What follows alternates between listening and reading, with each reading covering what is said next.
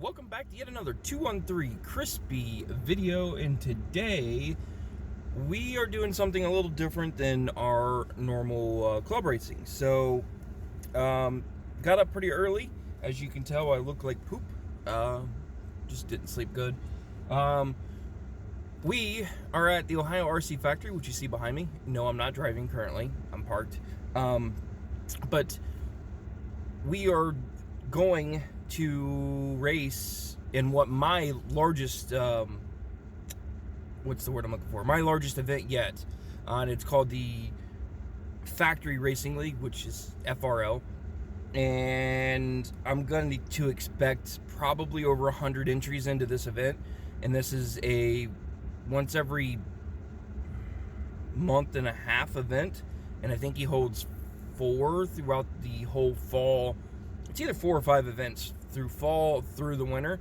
And I felt like after my last race at club racing, when I won the B main and bumped myself into the A and finished 5th, I felt like for me to grow as a racer, I need to get a little bit more competitive and take things a little bit more seriously and try to push myself into being more competitive scene and trying to surround myself around more drivers, but also better drivers. There's nothing wrong with club racing. I'm still going to do it. I just want to let you guys know that today is like that first big race for me.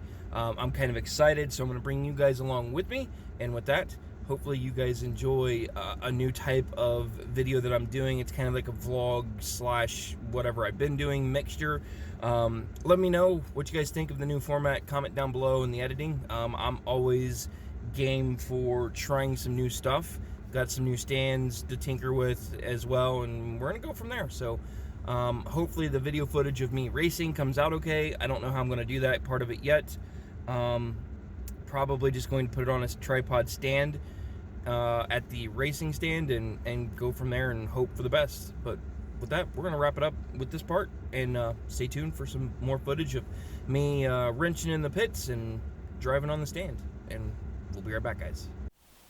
Wanted to give you guys a good shot of the buggy here before we go over some details, because you're gonna notice things look a lot different now than what you're used to seeing. So this is a new body that I painted a few weeks ago, and basically to pre-prep myself for the race, I've went through and decided that I'm going to put the best of the best that I had access to on this buggy. So started off with the new raw speed body, painted it in my new color scheme, which this is going to be what I'm going to run for quite a while, because I honestly like the green, silver, and white. And I think it comes out really nice. I think the stickers do a really good job. Oh no, I'm happy with the way everything came out. My brother made me a custom stand for the buggy, which is nice. That thing is badass, in my opinion, so shout out to my brother for that one. But I put all new tires on the front and the rear. They are relatively worn out now, so let me show you how they started, and then we will show you kind of some things on what I've done. So I'm going to show you the rear. So let's let me just rotate this around so you guys can see. So if you look at that rear tire, you're going to notice from about the quarter in to about middle is bald, and then I've got a little bit on the outside. And if you look at the other side, it's not as bad, but it's got similar wear from the center towards the inside, and that was intentional. So here's what a raw speed radar tire looks like new. So you're going to notice it's got that strip of rubber right down the middle. So what I did was took a tire grinding kit and ground off about half of this tread. I didn't take it all the way down to the center because I knew I needed some rubber left. The way the track that we're running, it's at the Ohio RC Factory, which is a high bite, hard compact clay track. So they sometimes will blow off the track between rounds and sometimes they will not. So it just depends on the event that you're racing.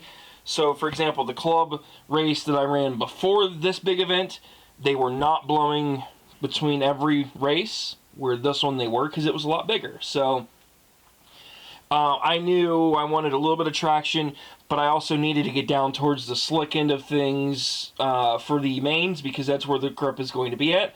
So I had my tires, what I felt like was extremely dialed in for what the track conditions on how things were. So that is that. So let's go ahead and take off our body so you guys can get an idea of what I'm running with. So inside, not much has changed electronically. Still running the Macklin version 2, the MRR Team Edition motor. Still running the Carbon Orion 3800 XS's. Got the Team Orion R10, a Futaba radio and receiver, and my Savex, I don't even remember the number, 1258 servo.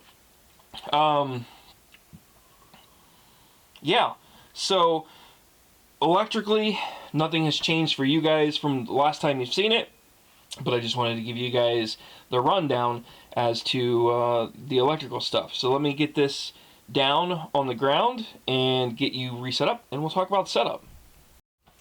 Now, as for the setup, it's a pretty straightforward build, but I did go through this thing completely from front to rear before this. So let's start with our front shocks. So at the front shocks, I am running on the top post and the farthest out post on the front end. I am running 30 weight shock, 32.5 in the front, 30s in the rear.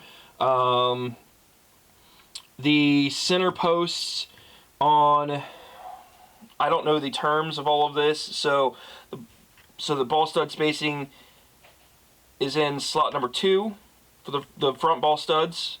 The C post on the arm, and the third post on the front tower.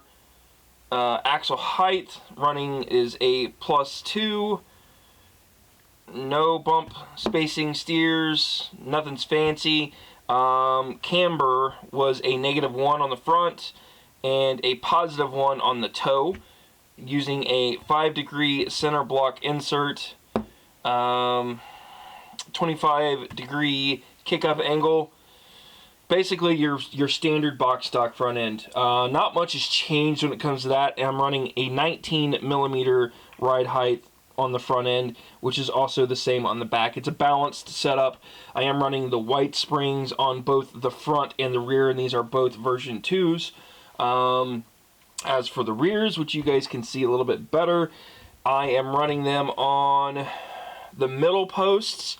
The setup sheet that I have suggested the inside, which would be number 1, but I'm running them in number 2. I did not change that. I felt like that was a good spot for me anyway. I am running on the bottom post on B, which is the second one in. I am running the hubs +2, and same camber of -1 and a 19mm ride height. Gearing is my issue that I have, and that's because I do not have my motor tuned yet, so I am still running box stock straight from the manufacturer of how you bought it. Started off with a 27 tooth pinion. That did not work out real well. Felt like the motor was I had no top end speed. I was not able to make the big triple on the back end with the 27 turns, so I had already purchased a 26. So I felt like maybe the motor needed more RPMs, more speed to get me that extra out of the corners. So I went down to a 26. It did not like that. It felt like it was even more lazier. So then I went up to a 30. Yes, I know I said 30. It's a big jump. But it did make a big difference on my overall speed on things. So I know for a fact I have an issue with my motor. The motor itself is not the issue, it's me with the tuning. I need to adjust the timing and get that up to where I need it to for the amp draw. Roughly around 6 or 7-ish, somewhere in that magical range is the number I'm going to be shooting for. But when I do that, I also need to make sure my fan's working, because I did break the fan during the race as well. Not a big deal because it's not drawing enough power. The motor didn't get hot. It's fine.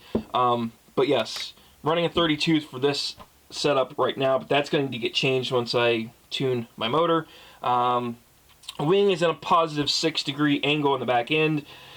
Yeah, I mean, the only thing I had an issue with is my lapse is loose. But all in all, like I said, I broke my fan, so it's a wire issue.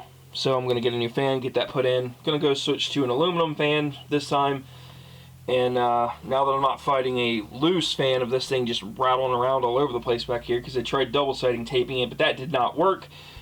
This fan mount came from eBay, and I will put a link down low to that. It seemed like be like the only person that had one in stock for a B6.1 chassis. So with that, let's talk about the race. The race itself, I thought, went fantastic. I learned a lot, and I'll start off with saying I learned that I'm extremely slow, but I'm also extremely consistent. And I also understand, because I've not raced enough and I'm just now getting back into this world, that I expect to be slow. My focus was driving consistent laps and trying to enjoy it, and then the speed will come in time, which that's my mindset of how I was driving this race. Going into round one, I felt confident in my driving abilities, and what else do I want to say? Extremely nervous, if that makes sense, because I have no clue what to expect. I don't know where... Oh, how do I want to word this? I don't know kind of how I'm going to stack up with everybody else. I'm running race number 1, starting 3rd, and I was afraid I was going to be in everybody's way, and I was just extremely nervous. I hope that makes sense to you guys as to what I'm saying. So I've got my cheat sheet to my right. It's got my numbers and stuff on it. But with round number 1, and I'm going to go ahead and roll the footage that I have for round 1 right now for you guys to see.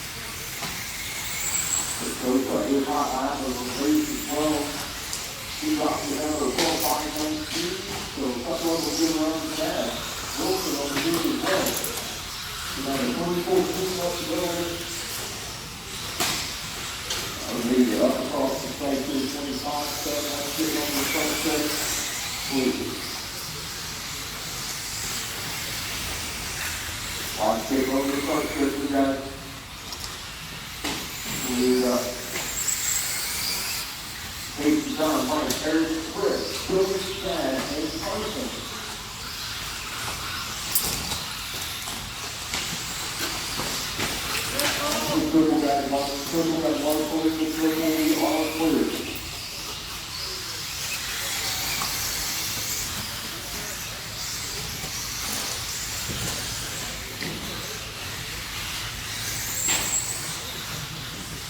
The gate is quick, come on, carry.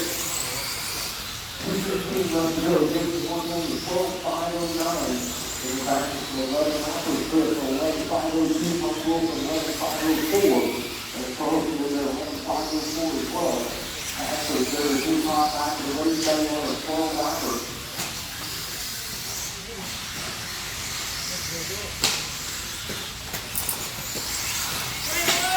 Let's take that mark to trade mark to 30 to repair.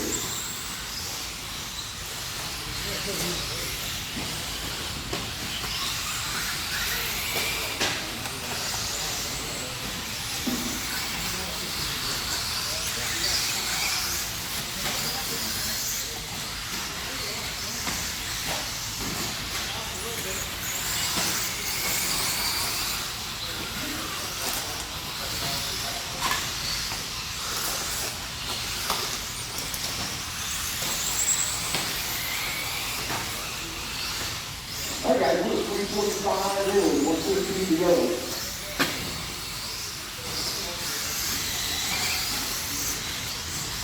Watch the wheel, clear. 4 down, 1 to go, Jason, Mark, Chris, Don Luca, and Eric Carlson. 4 down, 12:508, out of Jason. I'm going to look at 12:523, 12:524, out of Chris Patrick. Go back to 11 lappers. 45 seconds to go here.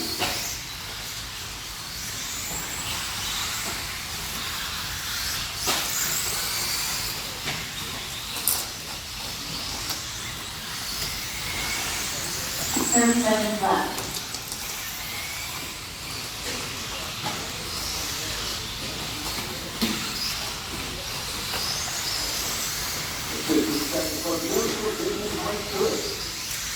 There's Mike going at it here. The second between them working on 12 lappers here.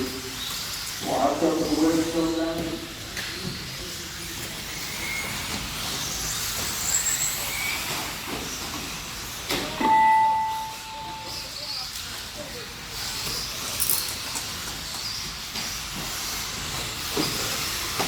Right there, deep.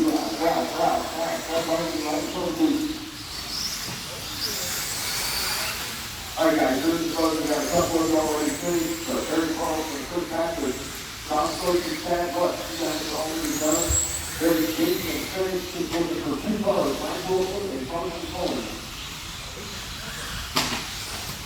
2 cars going across the back to the left and blue and orange one. And that, you've watched the round 1. Started off pretty steady. I was happy with how I was driving. End up doing really well for being as nervous as I was and just being surrounded by people that I know were a lot faster than myself, because I cannot make that triple. Don't have the power for it, so I didn't want to push myself across that back triple and end up costing myself more time. So I was training myself to check up, do the double single on the back, which I know is giving up time in the long run. But when I show you my lap times for qualifying number 1, you're going to notice my fastest lap that I ran was lap number 7 of 11. So towards the back end of the run is my fastest lap, and that lap was at a 25.418. But I was also on pace at that point for a 12 lap at a 5:23, and I will tell you, 12 laps for me is my nemesis. I just for some reason can't get over the 11 lap hurdle. So if I didn't make my driving mistake in the wagon wheel on the last lap, I would have probably finished around a 12 lap 5:20 23 or 24. According to my laps data information, that was the pace that I was running, and I was running second and third for most of that race. when I was in my groove and getting things going, which I was happy with where I was at and how I was running. I thought it was a fantastic first round for me. But let's go ahead and start round number 2 so you guys can see what's going on there. Eric, Chris, John, Chad, Billy, and first call. Randy, Marshall's out there, get ready. Ryan's get ready. are you in the next race? He's gonna be all my time. Michael. Eric Collins. Chris Patrick. John Cook. Chad. Billy. And Harvey.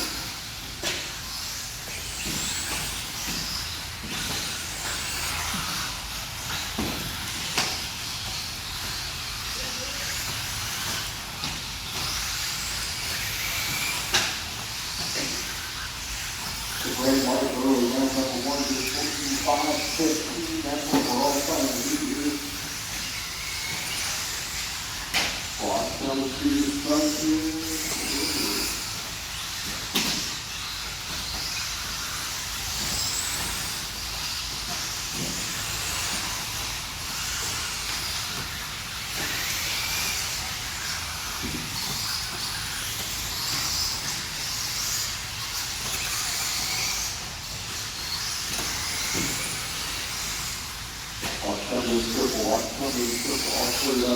John Thurston right now, still going.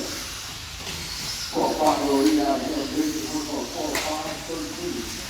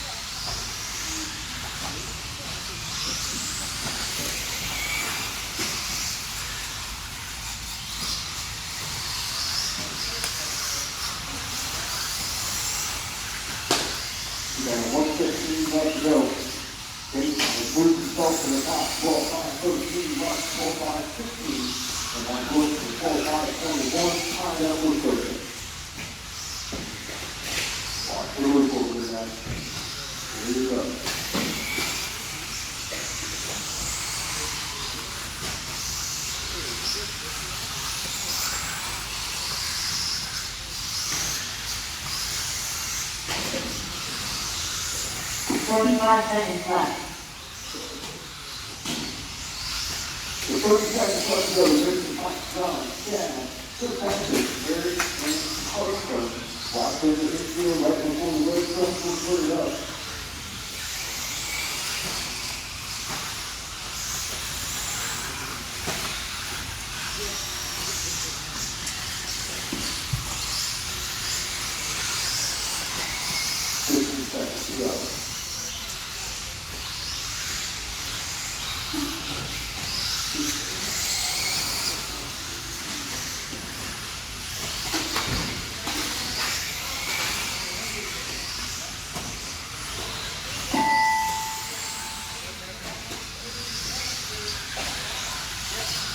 right, guys, that buzzer has done, so we're about 3 minutes.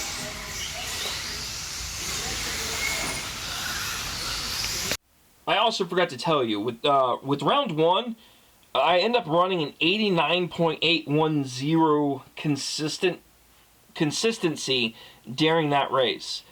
I monitor consistency more than I do my actual speeds. Like I said, I want to drive consistent more than I want to drive fast. That's just my goal in trying to get back into the hobby. So, as you watched in round 2, my fastest lap was a 25.510, so I was a tenth slower than I was in round 1. My average lap time was lower, so my round 1 average lap time was 27.7. My average lap time in round 2 was a 26.9. And then the consistency is the big number that sticks out in round 2. So with round 2, I end up finishing 11 laps at 4 minutes and 56 seconds. So, well, the first thing you're going to say is, how did I end up with 11 minutes 4:56? It's because I stopped before he ended up calling my name. I thought I had crossed the line after the 5-minute mark, and I guess I was 0.004 of a second behind. So if I kept going, I would have ended up making a 12... What was it? I'm pulling it up here real quick. According to my laps data, I would have ended up with a 12.522, which would have been faster than round 1, and I had a 96.572% consistency. So that 96% consistency is right at where I've been running my best consistencies at, is that 95.5, 96% rate. So at 11 laps at a 4:56 at a 96% consistency, I'm going to take a thumbs up with that any day of the week. But unfortunately, that ended up being my best run of the day. So let's go ahead and run round 3. And I'm going to apologize for some of the footage that I have, because I lost my recorder that was recording with me. He ended up having to run the same race as me, so I had to use some of the footage that was from the track information and everything else. You'll see the quality's not the best, but it is some footage for you guys to see, so we'll roll that now.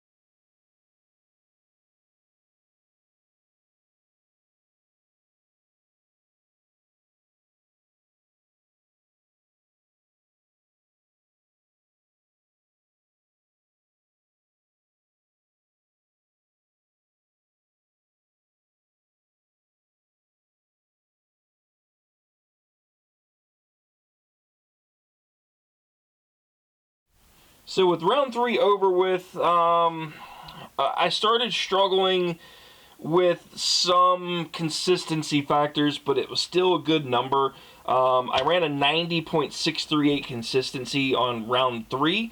My fastest lap time was a 25.947, so I'm a half a second slower than my round 1 or 2. My average lap time was a 28.213, which is slower than 1 and 2, and I ended up with 11 laps at 5:10. The only good thing about it is I can say I was consistent. I'm just consistently slow, and I know the limitations. It's mainly because of my motor just doesn't have that pick up and go power like some of the professionals do, and everybody's running like the highly tuned. What are they? The Trinity Rev Tech ceramic bearings, and it's a fully tuned $180 motor. So it's hard for me to compete with something that I just don't know all the information how to properly tune it, which I've learned since then, done some research, so I'm going to go and figure out how to get this up to par to get me a little bit more competitive. It's not the equipment, it's more of me than it is that, and I get that. So, but with that, with me finishing my 11.456 for my top round of qualifying, which is round 2, that would have put me in 35th of 46 cars, I believe it was. And let's go ahead and we're going to show you. It's actually ended up being the E-Main, and I started in 3rd. Unfortunately, the footage that I have, you can't see the start, so you only see like the last 3 minutes of the race, and it is a 5-minute race, so I apologize in advance. Again, I can't record and drive at the same time. It's about physically impossible, so I do have some footage for you guys to see, but I will give you a quick heads up that traction becomes an issue for me, so if you watch the middle, you're going to see a green car kind of flip a lot. So that's kind of a little teaser.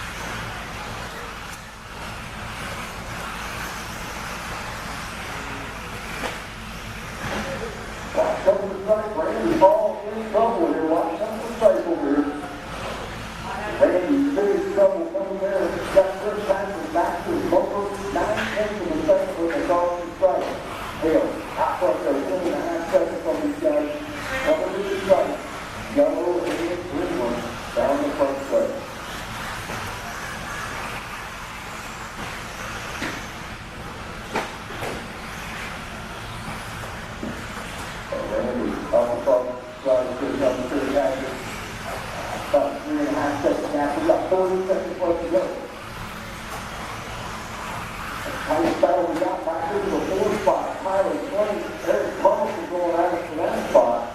The 3 points of the second begin by this one and Randy through that infield. Can't make a mistake. He's got 20 seconds left to go. Well, coming after the triple that back. He was going to clean up 15 seconds.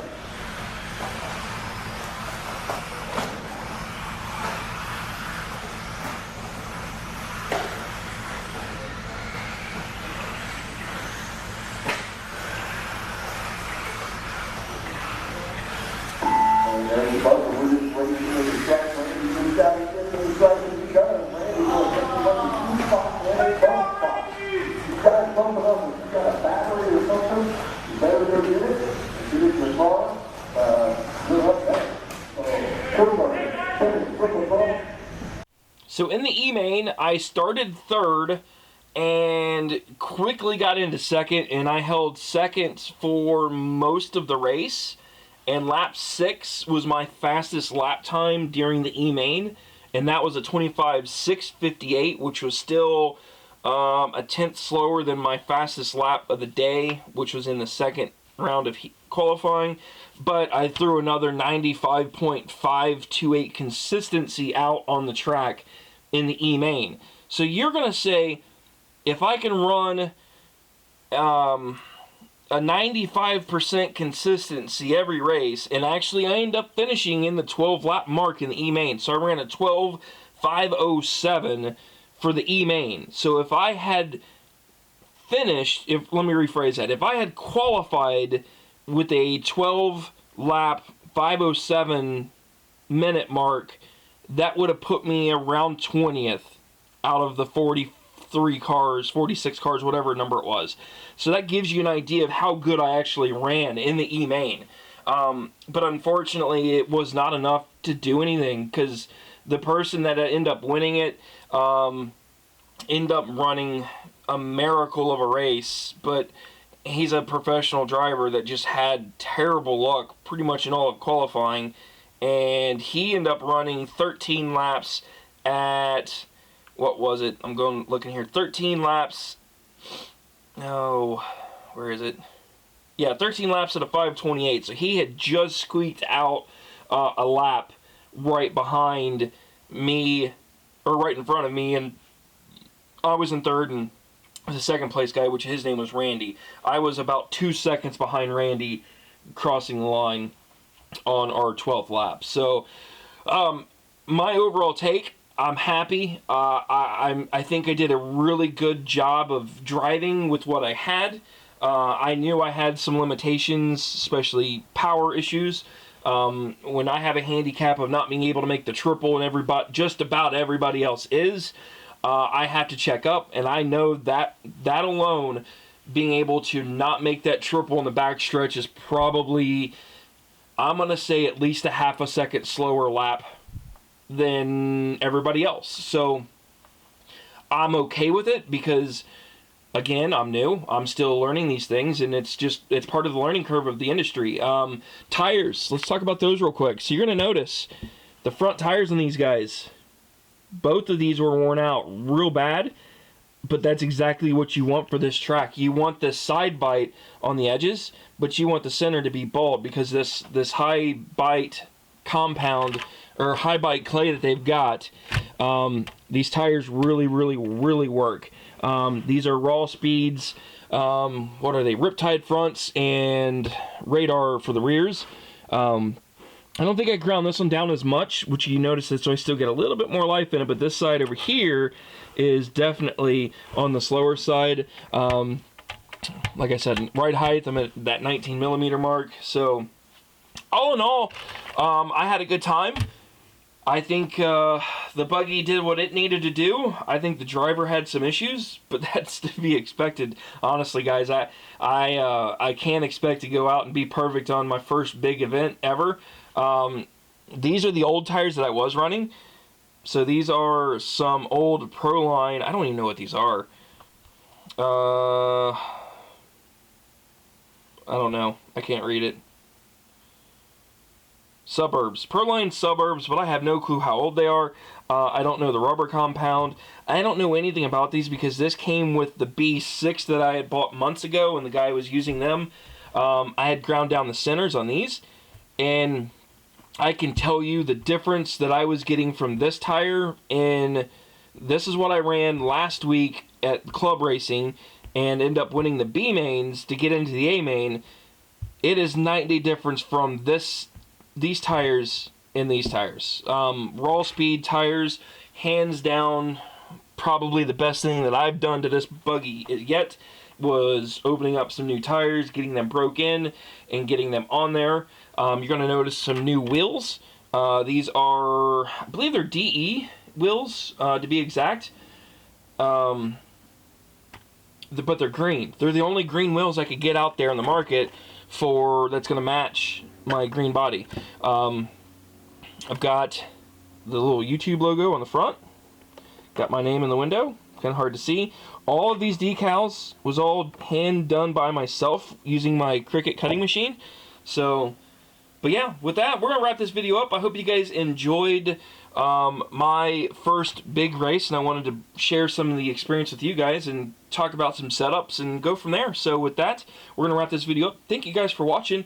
If you got any suggestions on anything, like especially tuning a motor, IM me down low, or I should say IM, but hit a comment down below. Let me know what you guys think for possibly doing some tuning on a motor.